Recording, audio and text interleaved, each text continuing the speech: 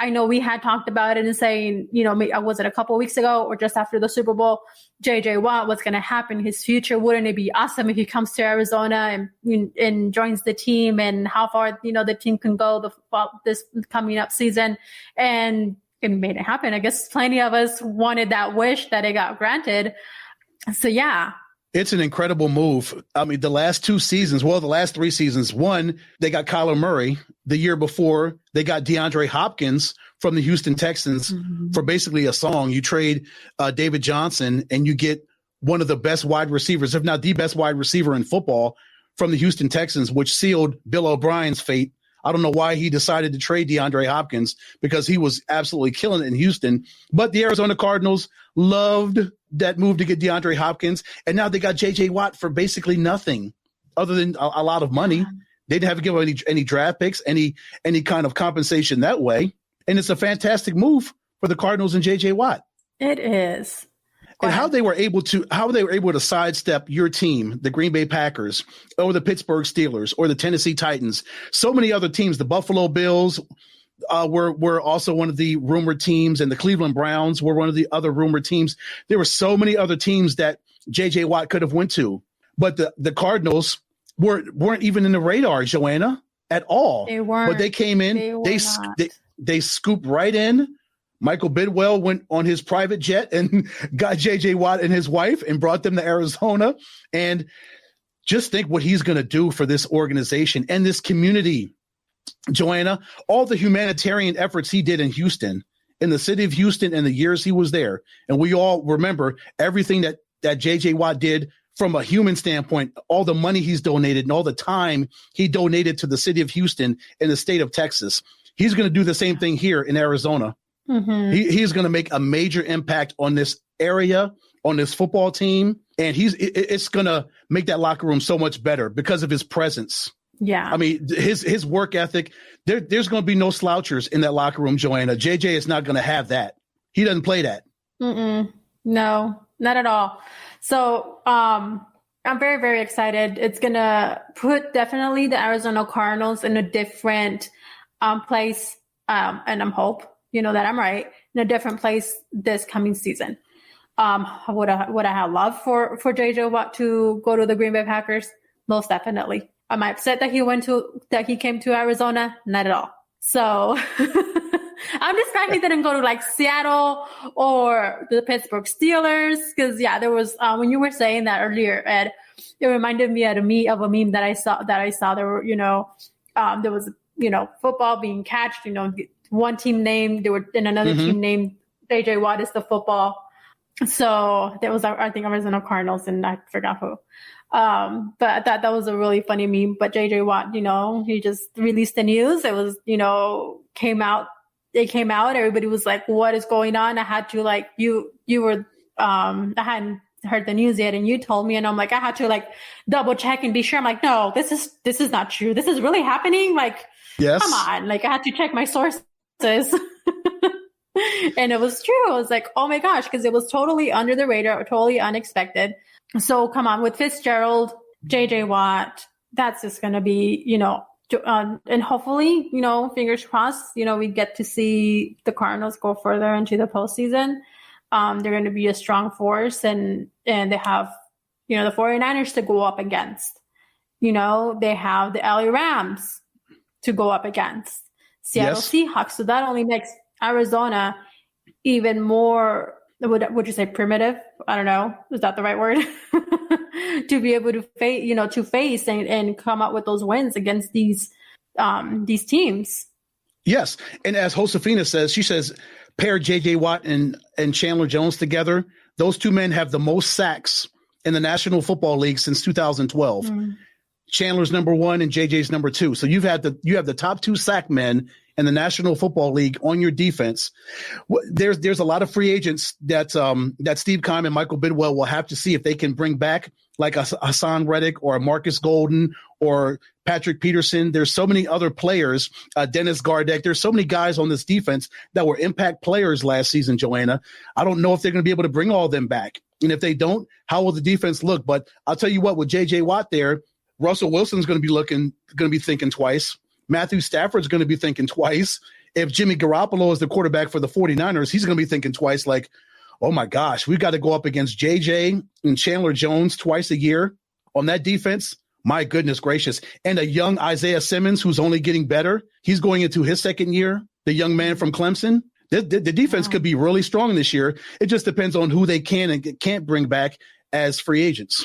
Yeah, hopefully they don't have to get rid of so many pieces. Right now it does become a chess game pretty much with your own, with your defense and your offense, who stays and who goes and all of that stuff. But hopefully, they're able to work it out. They don't have to make so many cuts because there's been those seasons, like Calais Campbell that season. Remember, like, oh my gosh, like, no, how could you? And sometimes those surprises come around, but let's hope that that's not the case this season. They're able to retain most of their players, especially those power force players that, can be dynamic to a game. It's tough to keep everybody around, Joanna. There's only so much money to spend. We talked about it. We talked about it last week with Tom Brenneman, how the NFL set the salary cap floor at $180 million. It could fluctuate between 185 and 180 and 185, but still, you've got to be able to spend that money wisely and try to stay as well as under the cap as possible, so you can possibly roll over some cap room for next season and potentially bring in some free agents. But it's really hard when you've got so many free agents and only so much money to go around. I know. Should I hold my breath between now and then to see what happens? I wouldn't advise it. No. No, breathing is pretty important. You don't want me to turn purple and blue and green and who knows what other colors? No, I don't want to be. I don't want to be rushing to your apartment to take you to the hospital. Nope. It is a really exciting times for the Arizona Cardinals that they got a first ballot Hall of Famer and they got him over all these other suitors. They absolutely snatched him up from everybody else. That is a great move by Steve Keim and Michael Bidwell. Yeah, because this is what typically one of those, I wish the team would get, but it's too far reach that you typically don't see this happening a lot of the times. So yes. I'm glad that this was able to happen, and we'll just have to wait to see what the outcome of it is with others, who comes and who goes. I think it's awesome because, especially with recently Chris Paul joining the Phoenix Suns. So we're drawing that attention and wanting players to come and play for Arizona teams. Arizona is not just a beautiful state to live in and visit. We have quality sports organizations here that are only going to get better over time as you add more talent like a JJ Watt or a Chris Paul and others. Mm-hmm. Yes.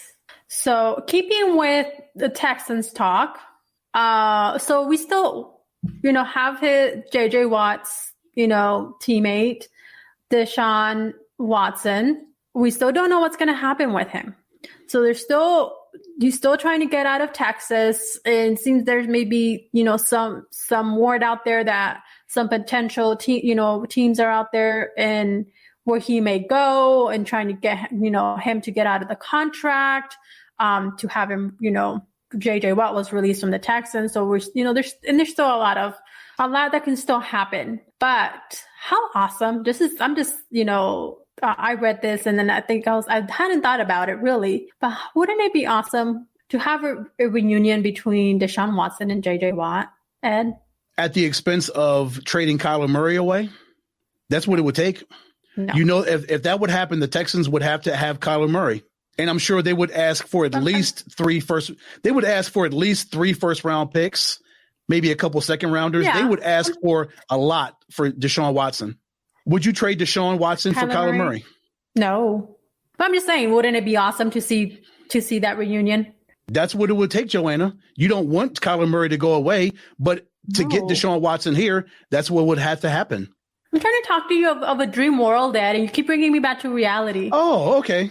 Oh, yeah, I do live in reality, but in the dream world, if Kyler Murray would still stay with the Cardinals, yes, I would love to have Deshaun Watson here. Okay, all right, there's the answer that I was looking for. Yes, but we don't live in dream worlds, Joanna. This is reality. I know. No, I'm just saying. Way to burst that bubble, Ed. Thanks. I know. I'm sorry. back to our reality and back to our topic, I guess. Yes, I know that's what it would take, but I'm just saying, in an ideal dream, scenario, that would be awesome. But absolutely. Wow. Yes. So what happens now with Deshaun Watson? Because now, this has been going on for weeks on end. At this point, do we even see Deshaun Watson going anywhere at this point? Does he go to, let's say maybe just he go to Seattle? Does he go to, I don't know, just I'm throwing out some names out there. Doesn't mean that this is where he's going to go. Yeah. Does he go to San Francisco? Dallas does Cowboys, he go to Miami? Yeah. Does he go to Dallas? Yeah. Does he go to Pittsburgh? Maybe. Pittsburgh, yes. Mm-hmm. I don't know because of all reports, Joanna, the teams have been calling the Texans about Deshaun Watson and leaving voicemails, and the Texans are ignoring these phone calls. So on their end of things, they're taking a stand that we're not trading Deshaun Watson. We're not fielding any phone calls on Deshaun. And this is what it's going to be. We're standing our ground right here. Deshaun, you've got your ground here. And this is just what it's going to be. It's going to be a stalemate until somebody's got to give in this situation. And I think Deshaun is strong enough in his part of this standoff that he's just going to play it out. Maybe he'll play it out like Le'Veon Bell did a couple years ago when he bet on himself and he sat out an entire season for the Pittsburgh Steelers before he ended up with the New York Jets. Maybe he does that. Maybe money and not playing, maybe taking a stand and letting everybody know how he feels is more important than playing and money. And maybe things will shake out and the Houston Texans will have to trade him because there is no other alternative. Do you really think that Deshaun would do that, go to the extent of not playing, sitting out for a year in order for him to get released and see for the Texans how serious he is about not wanting to play for them and, okay, I want to be traded, go to another team? Yes. What else is he going to do, Joe? If he plays this coming season, he's going to be miserable. And if he takes a stand, if he takes a stand, then he's really going to force the Texans ownership, Cal McNair and everybody else in the upper management for the Houston Texans to really think about this thing and say, okay, Deshaun really is serious about this. He's really going to sit out an entire season and forfeit all this money he is supposed to make this year because he really feels as strongly as he does about wanting to leave here. One thing that I want to understand, and I want to ask you, Ed, is why are the Texans so hard set on not letting Deshaun Watson go, not releasing him or be traded?